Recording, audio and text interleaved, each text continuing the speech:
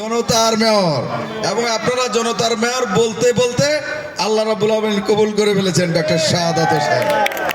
আমাদের আরো একেবারে এই এলাকার আমাদের সবার সাথে আমরা রেলের মানুষ তো না বেশিরভাগ এবং রেলের প্রতিবেশী, আমাদের সবসময় যাদেরকে কাছে পাইতাম একদম পদবি লাগে না, স্বপন ভাই, মনির ভাই, তাই না, গনি ভাই সহ যারা আছেন, এবং যুবদল, ছাত্র দল, শ্রমিক দল, মহিলা দল এবং অন্য অঙ্গ সহযোগী সংগঠনের ভাই বোনেরা, এখন প্রায় 9:30, আপনারা 5টা থেকে অপেক্ষা করছেন।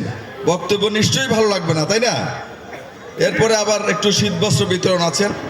আমি কৃতজ্ঞতা জানাই মাননীয় মেয়র মহোদয়কে, মেয়র মহোদয় যিনি অনুগ্রহ করে একেবারে, আমরা কিন্তু এখানে যারা অত্যন্ত নিম্ন আয়ের মানুষ, সবচেয়ে নাগরিক সুবিধার সবচেয়ে কম সুবিধা যারা পায় তারাই এই এলাকাটায় বাস করে, নাকি ওই রাস্তার দিক ছাড়া। একটু আমাদের যেহেতু উনি তাকাবেন বিশ্বাস করি আমরা, সেজন্যই এসছেন।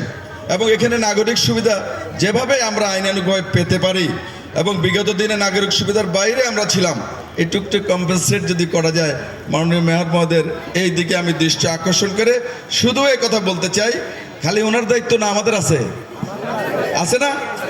এখানে আমরা যেমন সুবিধার বাইরে আমাদের এখানে টুকটাক ঝামেলাও অনেকে বেশি করে, তাই না? ঝামেলাবাজদেরকে কি আমরা প্রশ্রয় দেব? তারেক রহমান সাহেব বলেছেন, দলের ভিতরে কোনো দ্বন্দ্ব যারা করবে, এলাকায় দখলবাজি তান্ডাবাজি যারা করবে, তাদের কি করতে হবে? মাননীয় মেয়র মহোদয় আছেন, তিনি হয়তো এই কথাই বলবেন। আমরা বলতে চাই, অত্র এলাকায় বেআইনি কোনো কর্মকাণ্ডকে বিগত দিনে যেভাবে প্রশ্রয় দিয়েছে রাজনৈতিক নেতৃবৃন্দ এখন সেটা দেবেন না। মাননীয় মেয়র তো দেওয়ার প্রশ্নই ওঠে না। আমরা সাহায্য করব, কেন করব? নিজেদের জন্য কি মেয়রের জন্য? আমাদের জন্য। এই যে বিপ্লবটা সাধিত হয়েছে, এখানকার অনেকে আহত হয়েছে, আমরা নিজে দেখেছি, কষ্ট পেয়েছেন। এই বিপ্লবকে অর্থবহ করতে হবে। এই বিপ্লবের মাধ্যমে নতুন যে একটা 7 দেশের সমাজ ব্যবস্থার, এটাকে প্রতিষ্ঠিত করতে হলে এই দুষ্ট পচা লোকদের কাছে যাওয়া যাবে না, ওদেরকে স্পেস দেওয়া যাবে না।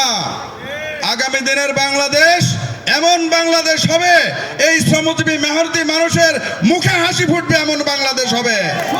আমরা কাজ করব, দুবেলা খাবো, শান্তিতে ঘুমাতে চাই, আর ভোটের সময় ভোট দিতে চাই, মত প্রকাশ করতে চাই। এই হচ্ছে আমাদের প্রত্যাশা।